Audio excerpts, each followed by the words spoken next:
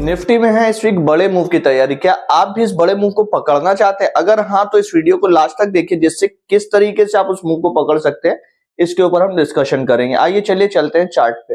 जैसा भी आप देख सकते हो आपके सामने ये जो चार्ट ओपन है निफ्टी का चार्ट है, और यहाँ पे अगर हम सिर्फ दो कैंडल्स की बात करें, जो कि हमारा पहला कैंडल है ये वाला रेड जो कि डाउन साइड में, और दूसरा ये वाला रेड जो कि अप साइड में, तो इस कैंडल ने क्या किया, अपने आप में एक ब्रॉडर रेंज बना ली है, जो कि है आपके नियर अराउंड 26,350, और डाउन साइड में अगर बात करें तो ये रेंज आ रही है नियर अराउंड 24,550।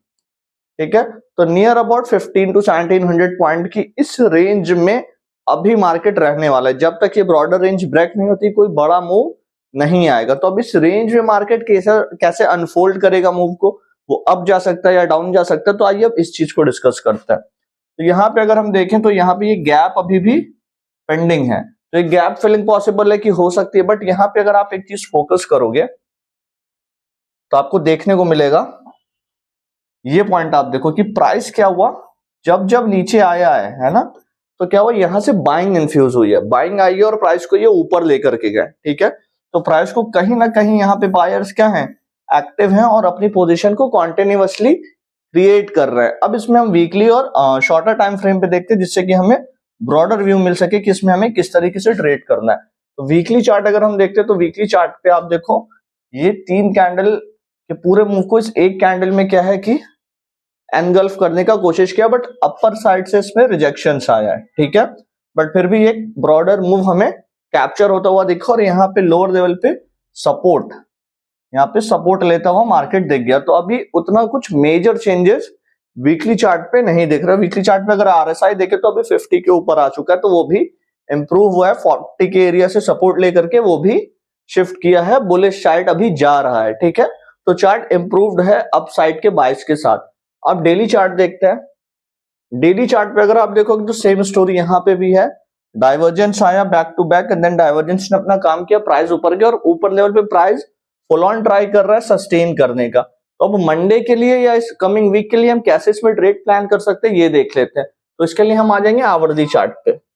अब आवर्ती चार्ट पे आप देखो बड़ी इंटरेस्टिंग सी चीज है, यहाँ पे प्राइस ने क्या किया, सबसे पहले कंसोलिडेशन किया। आप देखो फॉल आया, आफ्टर द फॉल इस बॉक्स में कंसोलिडेट किया और यहाँ पे एक फॉल्स ब्रेकआउट दिया आउटसाइड द बॉक्स, और जस्ट सेकंड कैंडल में ही क्या हो गया, ये ब्रेकआउट फेल कर गया। इट मींस कि यहाँ पे किया गया है, जो सेलर थे उनको ट्रैप किया गया है। तो अब ये ट्रैप, अगर यहाँ पे ट्रैप को यहाँ पे मल्टीपल कैंडल्स कंफर्म कर रही हैं, इसका मतलब ये है कि अब ये भी पॉसिबिलिटी है कि अप साइड में यहाँ पे वापस से बायर को भी ट्रैप किया जा सकता है। इन केस कि यहाँ पे हमें प्रॉपर ब्रेकआउट मिल जाता है, देन हमारे लिए ये वाला जो अपर टारगेट है ये इजिली ओपन हो जाएगा। और अगर डाउन साइड की बात कर ले, इन केस कि यहाँ पे ट्रैप करके वापस इस बॉक्स में आए और डाउन साइड का ब्रेकआउट मिला, तो वापस से हमारा ये वाला टारगेट हमारे लिए ओपन हो जाएगा। बट अभी हम किस टारगेट के लिए प्लान करें, तो इसको कैसे हम प्लान करें कि हमको बाई साइड के ट्रेड लेने हैं या सेल साइड के ट्रेड लेने, निफ्टी नीचे जाएगा कि ऊपर जाएगा। तो इसके लिए सिंपली हम क्या करेंगे, यहाँ पे बॉलिंजर बैंड को हम ऐड करेंगे। अगर आप बॉलिंजर बैंड यहाँ पे देखोगे ना, तो आपको सिंपली एक चीज यहाँ पे दिखाई दे रही है। आप देखो ये है बॉलिंजर बैंड स्क्वीज। ठीक है, प्राइस क्या हो रहा है, ये दोनों बैंड को फ्लैट करता हुआ एक रेंज में रह रहा है। ठीक है, तो ये हमारा हो जाता है बॉलिंजर बैंड का स्क्वीज।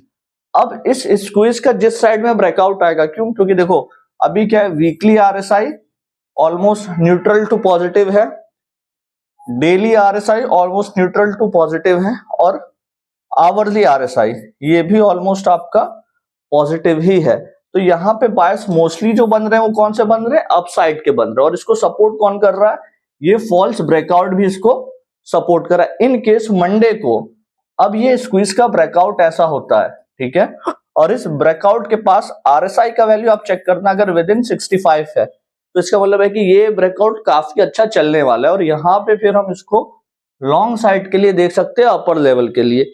इन केस की यहाँ पे ब्रेकआउट आया बट उस टाइम पे आरएसआई की वैल्यू 68 या 67 या व्हाटएवर है, तो वहां पे वो ब्रेकआउट वापस से सस्पिशियस हो जाएगा और हमको क्लियरली देखने को मिलेगा कि वापस से प्राइस इस बॉक्स के अंदर आ जाएगा, और वो देन उसके बाद जो कंडीशंस बनेगी उसके बेसिस पे हम आगे का ट्रेड प्लान करेंगे। ठीक है, तो अभी मंडे के लिए या कमिंग वीक के लिए अगर यहाँ पे स्क्वीज ब्रेकआउट अपसाइड होता है और आरएसआई हमारा 60 टू 65 के बीच में रहता है, तो यहाँ पे हम अच्छे टारगेट के लिए अपसाइड में ट्रेड कर सकते हैं।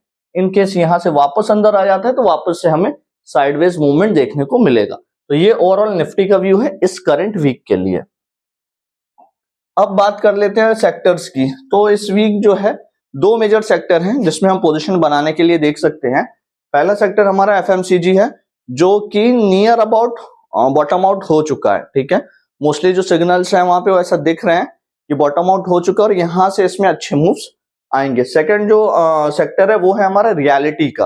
रियलिटी में भी बॉटम आउट के सिग्नल्स आना स्टार्ट हो गए कि ये भी बॉटम आउट की तैयारी में और अच्छा अपमूव हमें देखने मिल सकता है।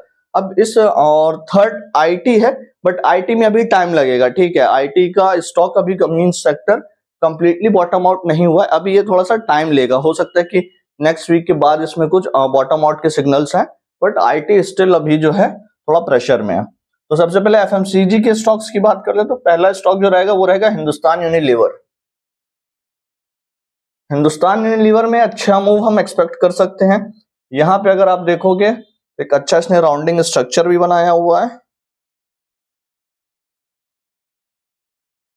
यहाँ पे अगर आप देखो ये, तो ये यहाँ पे अगर आप inverse head and shoulder like structure है। ठीक है, प्राइस बहुत ज्यादा कंसोलिडेट कर रहा है, तो यहां से अगर ब्रेकआउट आता है तो अपसाइड के लिए हमें अच्छा टारगेट यहां तक मिल सकता है, इस कैंडल के हाई तक। ठीक है, और ये हमारा ब्रेकआउट लेवल है, तो यहाँ पे हम इसका वेट करेंगे। अगर इनकेस यहाँ पे हमें ब्रेकआउट मिला देन आफ्टर इस टारगेट तक के लिए हम हिंदुस्तान यूनिलीवर को क्या कर सकते हैं, ट्रेड कर सकते हैं। ब्रेकआउट लेवल की बात कर ले तो 24,040 का लेवल हम ब्रेकआउट के लिए लेंगे, और टारगेट की अगर बात कर लें तो ये लेवल है हमारा 2541 ये हम अपसाइड के लिए टारगेट रख सकते हैं। और ब्रेकआउट लेवल की बात कर ले तो 24,040, तो नियर अराउंड 100 पॉइंट का 101 पॉइंट का मूव इसमें हम एक्सपेक्टेड रहेगा कमिंग वीक में। सेकंड स्टॉक जो हम रखेंगे वो डाबर है। ठीक है, डाबर में जो अभी हमारा लास्ट कैंडल है फ्राइडे का, उस कैंडल के अबव हमारी जो है बाइंग हम प्लान कर सकते हैं। ठीक है, विच इज अराउंड 509। ठीक है, और टारगेट के लिए 520। ठीक है, 509 इसके ऊपर हमें क्लोजिंग और सस्टेनेबिलिटी चाहिए इस स्टॉक के। अगर सस्टेन करता है तो इजिली हम 520 तक इस स्टॉक को अपसाइड में देख सकते हैं। थर्ड स्टॉक जो इस लिस्ट में हमारा रहने वाला है गोदरेज कंज्यूमर, और गोदरेज कंज्यूमर यहाँ पे बहुत ही अच्छे उस पे है। ठीक है, और ये भी काफी टाइम से नीचे चल रहा था, और अभी क्या है कि ये भी बॉटम आउट होने की सिचुएशन में है। ये भी स्टॉक जो है आपको बॉटम आउट होने की तरफ है, तो यहाँ पे भी हम बड़े ट्रेड को प्लान कर सकते हैं। ठीक है, तो इसमें ये स्टॉक अगर सस्टेन कर जाता है आपका 1190 के अबव, हाँ 1190 के अबव, 1190 के अबव, तो ये जो गैप आप देख रहे हो ना, इस गैप को ये फिल करने के लिए टेस्टिंग कर सकता है यहाँ पे।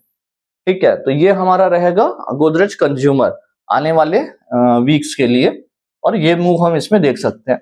सेकंड सेक्टर जैसे मैंने आपको बोला रियलिटी भी मोस्टली बॉटम आउट हो रहा है, और उसमें जो सबसे अच्छा स्टॉक अभी दिख रहा है, पहला स्टॉक तो फोनेक्स है। ठीक है, फोनेक्स में काफी अच्छा स्ट्रक्चर बना हुआ है, तो ये स्टॉक अगर हमें ब्रेकआउट दे देता है ऑलमोस्ट 1750,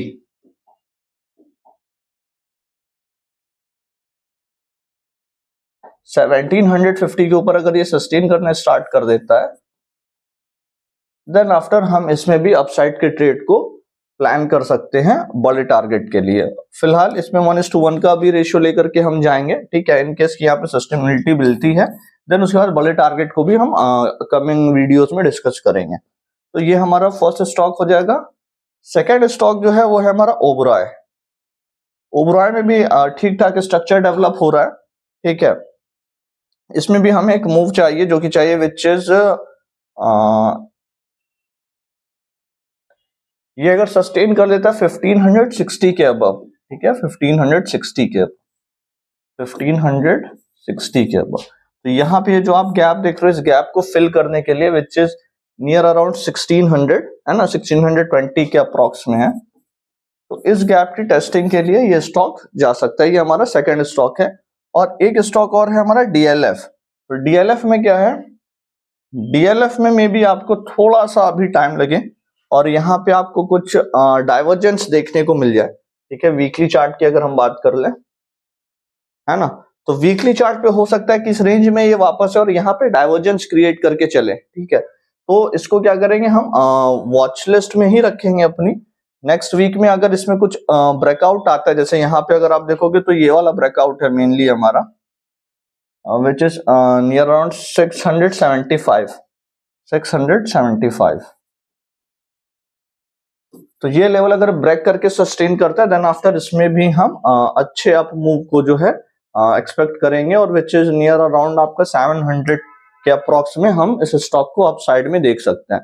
तो ये थे इस वीक के सेक्टर का एनालिसिस और उनके स्टॉक्स का एनालिसिस। अगर आप इस तरीके से और भी सेक्टर और स्टॉक एनालिसिस सीखना चाहते हैं, उसको समझना चाहते हैं, तो हमारे चैनल पे बने रहें, लाइक करते रहें, सब्सक्राइब करते रहें।